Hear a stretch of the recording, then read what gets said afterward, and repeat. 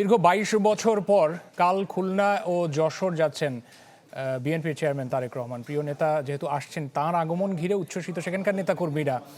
এই অঞ্চলের সংকট নিরসনে সুনির্দিষ্ট পরিকল্পনা এবং ধানের শীষের জয়ের জন্য করণীয় কী কী রয়েছে এমন বার্তা দেবেন বলে তারা আশা করছেন। যেমনটা আপনাদের জানিয়েছে যে খুলনার জনসভা হবে, সেখানে তারপরে যশোর যাওয়ার পরিকল্পনা রয়েছে জনাব তারেক রহমানের।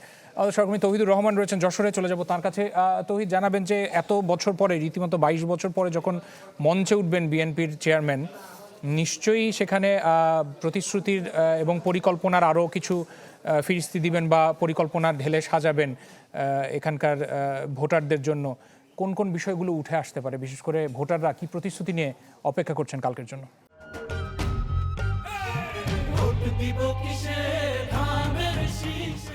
রাশেদ, আসলে ২২ বছর বলতে যশোরের এই প্রথম তারেক রহমান আসবেন এবং তাকে ঘিরে নেতাকর্মীরা তো উচ্ছ্বসিত বটেই, এখানকার ভোটাররাও অধীর আগ্রহে অপেক্ষা করছেন এই কারণে যে আগামীতে যদি তারা সরকার গঠন করতে পারে, তাহলে এই অঞ্চলের মানুষের সুনির্দিষ্ট এবং দীর্ঘদিনের পুঞ্জীভূত কিছু সমস্যা রয়েছে। এখানে ভবদাহ জলাবদ্ধতা, এখানে সড়ক সংকট, এখানে কিশোর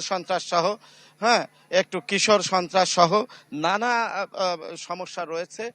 এখানে স্বাস্থ্য বিভাগের বিভিন্ন অনিয়ম এবং স্বাস্থ্য খাতে যে অব্যবস্থাপনা এবং চিকিৎসা ঘাটতি রয়েছে, সেই ব্যাপারে সুনির্দিষ্ট ঘোষণা চান এখানকার ভোটার সহ এখানকার নেতাকর্মীরা।